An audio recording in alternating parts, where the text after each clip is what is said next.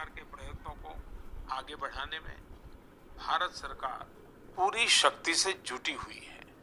राज्य सरकारें भी अपना दायित्व निभाने की पूरी कोशिश कर रही है। साथियों, कोरोना के खिलाफ इस समय बहुत बड़ी लड़ाई देश के डॉक्टर और हेल्थ वर्कर्स लड़ रहे हैं। पिछले एक साल में उन्हें इस बीमारी को लेकर हर तरह के अनुभव भी हुए हैं। हमारे साथ इस समय मुंबई से प्रसिद्ध डॉक्टर शशांक जोशी जी जुड़ रहे हैं। डॉक्टर शशांक जी को कोरोना के इलाज और इससे जुड़ी रिसर्च का बहुत जमीनी अनुभव है। वो इंडियन कॉलेज ऑफ फिजिशियंस की डीन भी रह चुके हैं। आइए बात करते हैं डॉक्टर शशांक से। नमस्कार डॉक्टर शशांक जी। नमस्कार सर। अभी कुछ दिन पहले ही मुझे आपसे बात करने का अवसर मिला था। आपके विचारों की स्पष्टता मुझे बहुत अच्छी लगी थी। मुझे लगा देश के सभी नागरिकों को आपके विचार जानने चाहिए। जो बातें सुनने में आती है उसी को मैं एक सवाल के रूप में आपके सामने प्रस्तुत करता हूँ। डॉक्टर शशांक, आप लोग इस समय दिन रात जीवन रक्षा के काम में लगे हुए हैं। सबसे पहले तो मैं चाहूंगा कि आप सेकंड वेव के बारे में लोगों को बताएं। मेडिकली ये कैसे अलग है और क्या-क्या सावधानी जरूरी है? धन्यवाद सर। ये जो दूसरी बाढ़ आई है ये तेजी से आई है, तो जितनी पहली बाढ़ थी उससे ये वायरस ज़्यादा तेज चल रहा है। लेकिन अच्छी बात यह है कि उससे ज़्यादा रफ्तार से रिकवरी भी है और मृत्यु दर काफ़ी कम है। इसमें 2-3 फर्क है। पहली तो ये युवाओं में और बच्चों में भी थोड़ा दिखाई दे रहा है। उसके जो लक्षण हैं, पहले जैसे लक्षण थे, सांस चढ़ना, सूखा खांसी आना, बुखार आना, ये तो सब है ही। और उसके साथ थोड़ा गंध जाना, स्वाद चला जाना, ये भी है। और लोग थोड़े भयभीत हुए। भयभीत होने की बिल्कुल जरूरत नहीं है। 80-90% लोगों में इसमें कोई भी लक्षण नहीं दिखाई देते हैं। ये म्यूटेशन जो बोलते हैं, घबराने की बात नहीं है। ये म्यूटेशन होते रहते हैं। जैसे हम कपड़े बदलते हैं वैसे वायरस भी अपना रंग बदल रहा है, और इसलिए बिल्कुल डरने की बात नहीं है। और ये वेव को हम पाल कर देंगे। वेव आती जाती है और ये वायरस आते जाते रहता है। तो यही अलग अलग लक्षण है और मेडिकली हमको सतर्क रहना चाहिए। एक 14 से 21 दिन का ये कोविड का टाइम टेबल है। इसमें वैद्यकीय सलाह लेना चाहिए। डॉक्टर शशांक, मेरे लिए भी आपने जो एनालिसिस बताया बड़ा इंटरेस्टिंग है। मुझे कई चिट्ठियां मिली हैं जिसमें ट्रीटमेंट के बारे में भी लोगों की बहुत सी आशंका है। कुछ दवाओं की मांग बहुत ज्यादा है। इसलिए मैं चाहता हूं कि कोविड के ट्रीटमेंट के बारे में भी आप लोगों को जरूर बताएं।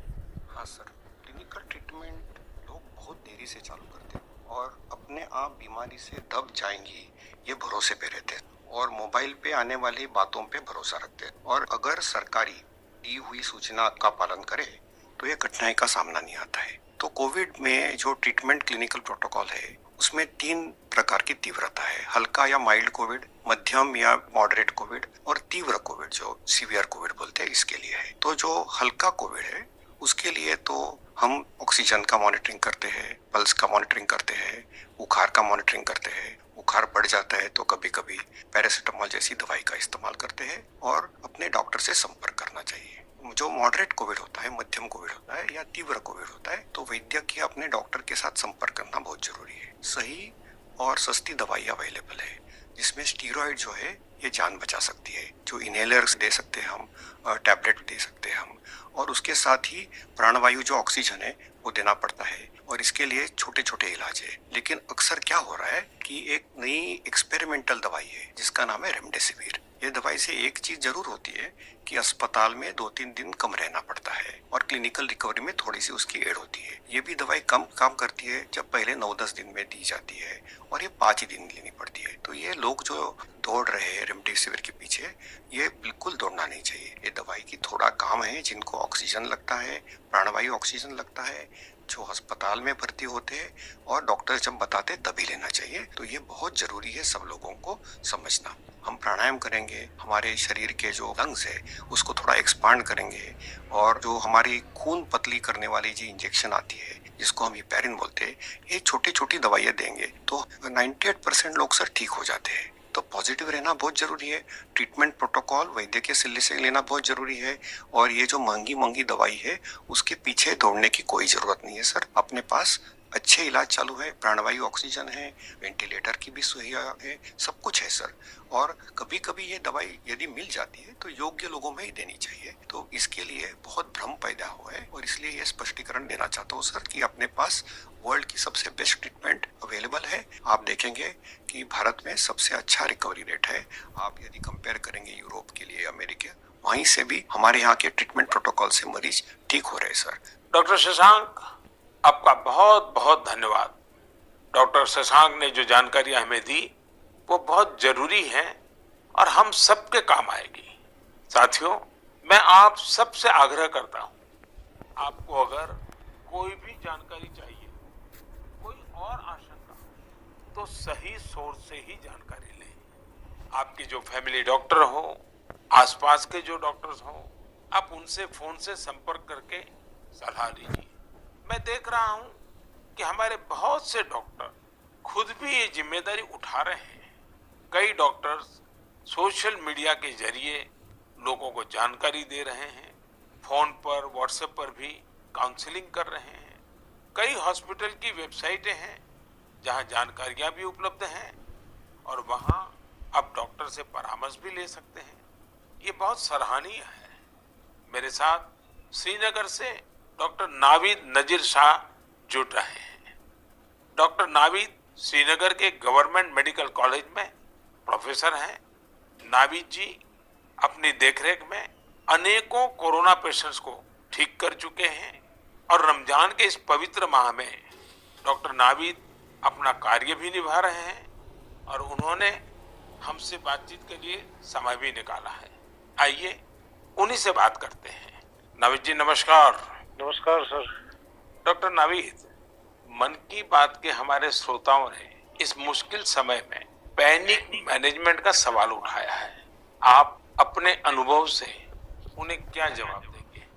देखिए, जब कोरोना शुरू हुआ तो कश्मीर में जो सबसे पहला हॉस्पिटल डेजिग्नेट हुआ एज कोविड हॉस्पिटल वो हमारा सीडी हॉस्पिटल था, जो मेडिकल कॉलेज के अंडर में आता है। तो उस टाइम एक खौफ का माहौल था, लोगों में तो था ही। वो समझते थे शायद कोविड का इन्फेक्शन किसी को हो जाता है तो एक डेथ सेंटेंस माना जाएगा ये। और ऐसे ही जो हमारे अस्पतालों में डॉक्टर साहिबान या पैरामेडिकल स्टाफ काम करते थे, उनमें भी एक खौफ का माहौल था कि हम इन पेशेंट्स को कैसे फेस करेंगे, हमें इन्फेक्शन होने का खतरा तो नहीं है। लेकिन जो ही टाइम गुजरा, हमने भी देखा कि अगर पूरी तरीके से हम जो प्रोटेक्टिव गियर पहने और एहतियाती तदाबीर जो है उन पे अमल करें तो हम भी सेफ रह सकते हैं और हमारा जो बाकी स्टाफ है वो भी सेफ रह सकता है। और आगे आगे जब भी हम देखते गए तो ये मरीज, जो कुछ लोग बीमार थे, कुछ एसिम्प्टोमेटिक थे, यानी कि उनमें कोई बीमारी के कोई लक्षण नहीं थे, हमने देखा कि करीब करीब 90-95% से ज्यादा जो मरीज है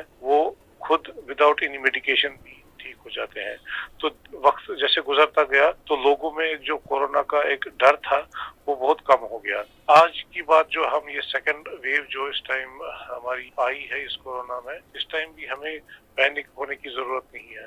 इस मौके पे भी हम अगर जो प्रोटेक्टिव मेजर्स हैं, जो एसओपीज हैं, अगर उन पे हम अमल करेंगे, जैसे मास्क पहनना, हैंड सैनिटाइजर का यूज करना, इसके अलावा फिजिकल डिस्टेंस मेंटेन करना या सोशल गैदरिंग्स हमें अवॉइड करें, तो हम अपना रोजमर्रा का काम भी बखूबी निभा सकते हैं और इस बीमारी से प्रोटेक्शन भी पा सकते हैं। डॉक्टर नावीद, वैक्सीन को लेकर भी लोगों के कई सारे सवाल हैं, जैसे कि वैक्सीन से कितनी सुरक्षा मिलेगी, वैक्सीन के बाद कितना आश्वस्त रह सकते हैं।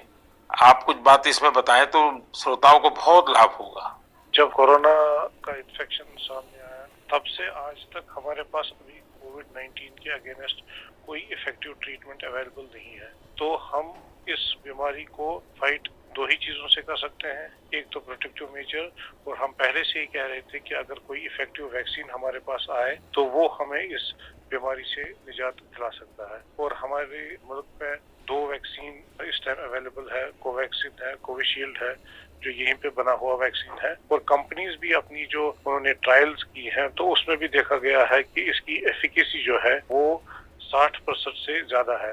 अगर हम जम्मू कश्मीर की बात करें हमारी यूटी में अभी तक 15 से 16 लाख तक लोगों ने अभी ये वैक्सीन लगाया है। हाँ, सोशल मीडिया में काफी इसके जो मिसकंसेप्शन या मिथ्स इसमें आए थे कि ये साइड इफेक्ट्स हैं। अभी तक हमारी जो भी यहाँ पे वैक्सीन लगे हैं कोई साइड इफेक्ट उनमें नहीं पाया गया है। सिर्फ जो आम हर किसी वैक्सीन के साथ एसोसिएटेड होता है, किसी को बुखार आना, पूरे बदन में दर्द या लोकल साइट जहाँ पे इंजेक्शन लगता है वहाँ पे पेन होना, ऐसे ही साइड इफेक्ट्स हमने हर मरीज में देखे हैं। तो कोई ग्रॉस हमने कोई एडवर्स इफेक्ट नहीं देखा है।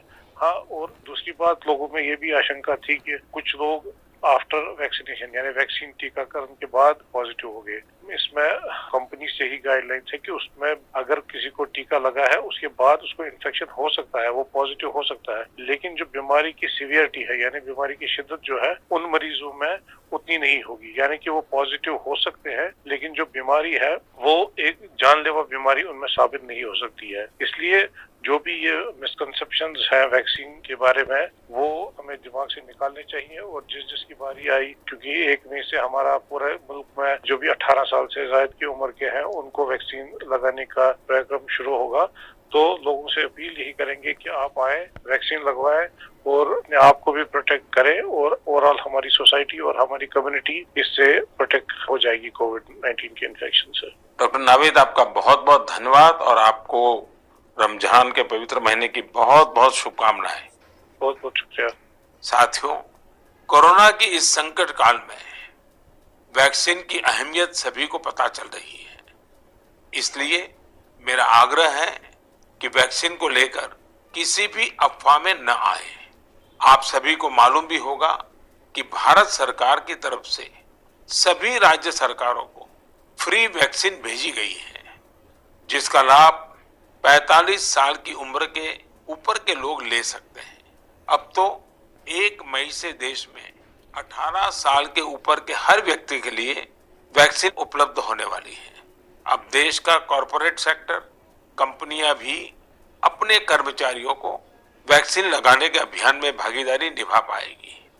मुझे ये भी कहना है कि भारत सरकार की तरफ से मुफ्त वैक्सीन का जो कार्यक्रम अभी चल रहा है वो आगे भी चलता रहेगा।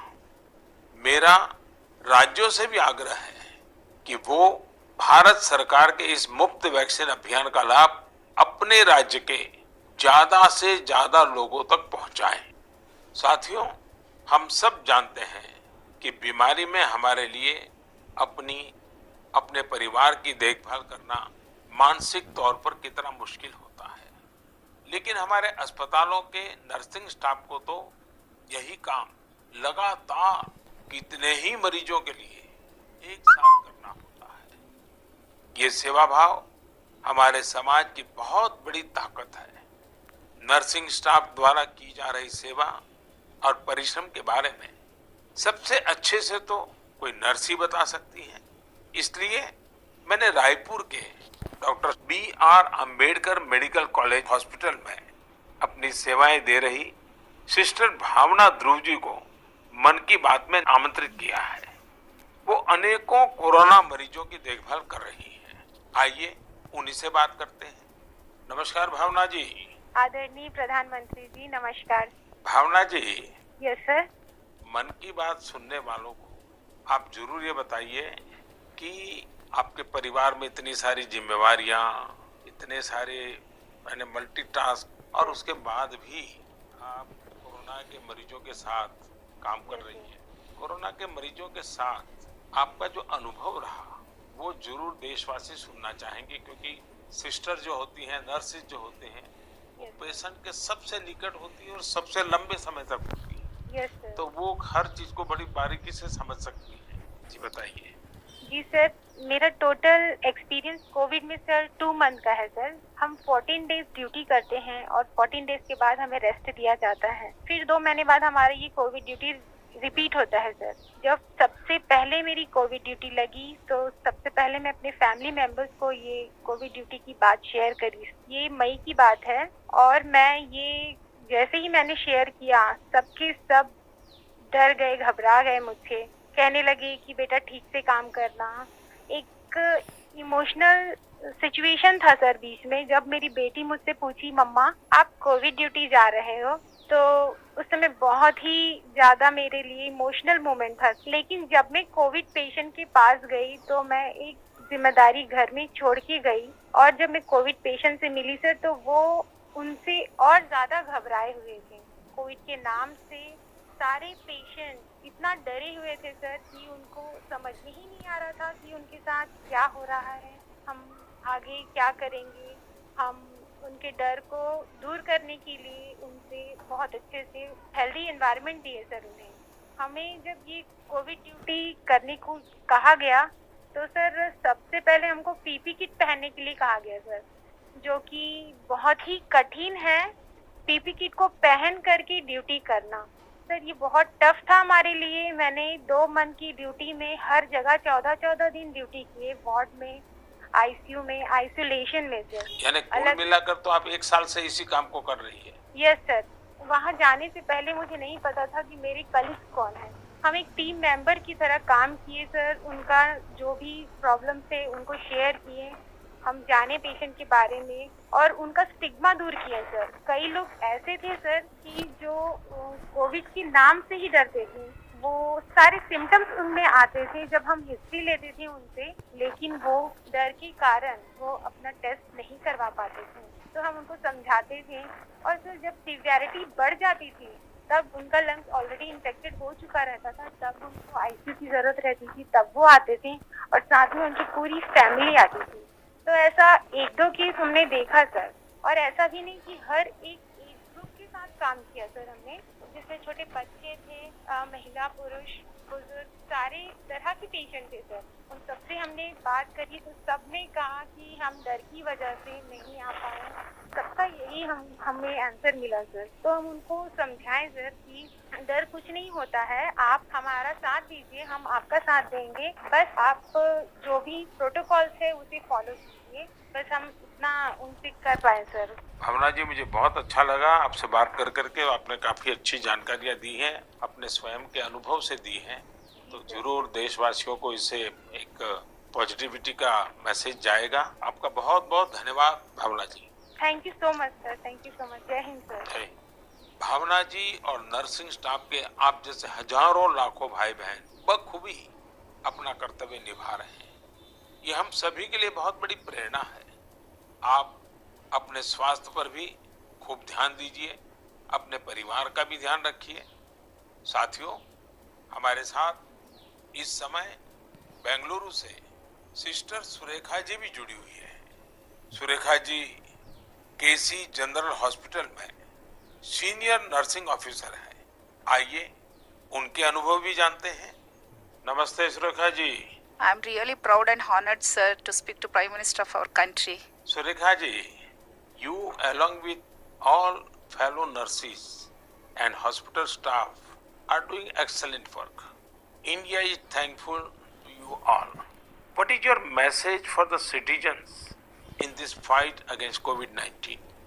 Yes, sir. Being a responsible citizens, I would really like to tell something like, please be humble to your neighbors, and early testing and proper tracking help us to reduce the mortality rate.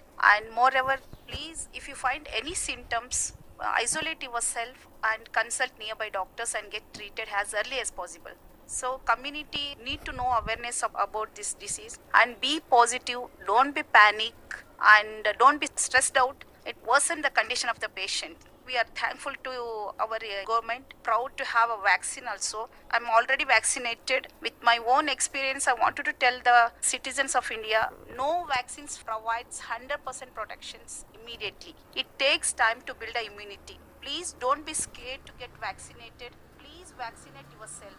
There is a minimal side effects. And I want to deliver the message like stay at home, stay healthy, avoid contact with the people who are sick, and avoid touching the nose, eyes and mouth unnecessarily. Please practice physical distancing, wear mask properly, wash your hands regularly, and home remedies you can practice in the house. Please drink Ayurvedic khada, take steam inhalation and mouth gargling every day, and breathing exercise so you can do it. And one more thing, last and not least, please have a sympathy towards frontline workers and professionals. We need your support and cooperation. We will fight together. We will get through with the pandemic.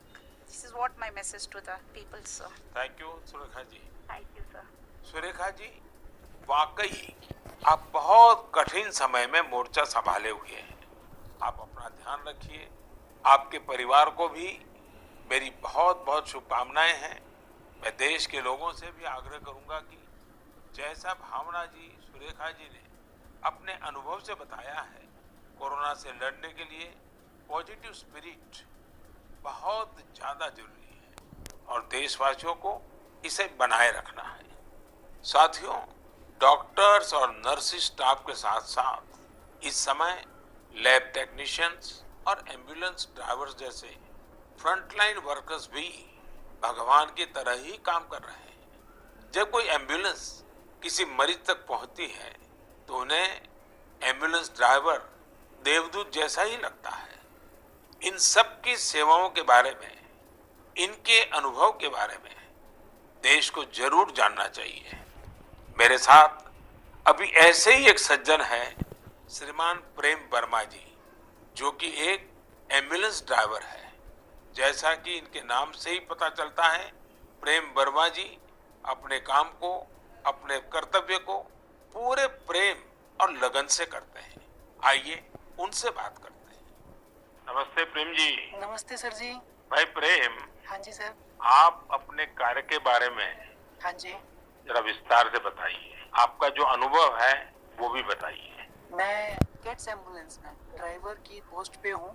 हाँ। और जैसे ही control हमें एक tab पे call देता है, 102 से जो कॉल आती है, हम मूव करते हैं पेशेंट के पास। हम पेशेंट को जाते हैं उनके पास। तो 2 साल से हम कंटिन्यू कर रहे हैं काम। अपना किट पहन के, ग्लव्स, मास्क पहन के पेशेंट को जहाँ वो ड्रॉप करने के लिए कहते हैं, जो भी हॉस्पिटल में, हम जल्दी से जल्दी उनको ड्रॉप करते हैं। आपको तो वैक्सीन की दोनों डोज लग गई होगी। बिल्कुल सर। तो दूसरे लोगों को वैक्सीन लगवाएं, इसके लिए आपका क्या संदेश है? सर बिल्कुल सभी को ये डोज लगवानी चाहिए और अच्छी ही है फैमिली के लिए भी। अब मुझे मेरी मम्मी कहती है ये नौकरी छोड़ दो। मैंने बोला मम्मी, अगर मैं भी नौकरी छोड़ के बैठ जाऊंगा तो सब और पेशेंट को कैसे कौन छोड़ने जाएगा, क्योंकि सब इस कोरोना काल में सब भाग रहे हैं, सब नौकरी छोड़ के जा रहे हैं। मम्मी भी मुझे बोलती है कि बेटा ये नौकरी छोड़ दे। मैंने बोला नहीं मम्मी, मैं नौकरी नहीं छोड़ूंगा। प्रेम जी, माँ को दुखी मत करना, नहीं माँ सर। को समझाना। हाँ जी। लेकिन ये जो आपने माँ वाली बात बताई ना, हाँ जी। ये बहुत ही छूने वाली है। आपकी माता जी को भी हाँ जी। मेरा प्रणाम कहिएगा। बिल्कुल। हाँ। हाँ जी। और प्रेम जी, मैं आपके माध्यम से हाँ जी। ये एम्बुलेंस चलाने वाले हमारे ड्राइवर भी हाँ जी। कितना बड़ा रिस्क लेकर के काम कर रहे हैं हाँ जी। और हर एक की माँ क्या सोचती है, बिल्कुल सर। ये बात जब श्रोताओं तक पहुंचेगी, हाँ जी। मैं जरूर मानता हूँ कि उनको भी दिल को छू जाएगी। हाँ जी। प्रेम जी, बहुत बहुत धन्यवाद। आप एक प्रकार से प्रेम की गंगा बहा रहे हैं। धन्यवाद सर जी। धन्यवाद भैया। धन्यवाद। साथियों, प्रेम वर्मा जी और इन जैसे हजारों लोग आज अपना जीवन दांव पर लगाकर लोगों की सेवा कर रहे हैं। कोरोना के खिलाफ इस लड़ाई में जितने भी जीवन बच रहे हैं, उसमें एम्बुलेंस ड्राइवर्स का भी बहुत बड़ा योगदान है। प्रेम जी, आपको और देश भर में आपके सभी साथियों को मैं बहुत बहुत साधुवाद देता हूं। आप समय पर पहुंचते रहिए, जीवन बचाते रहिए।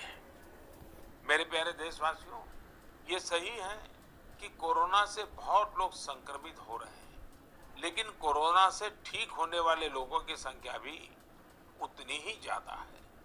गुरुग्राम की प्रीति चतुर्वेदी जी ने भी हाल ही में कोरोना को हराया है।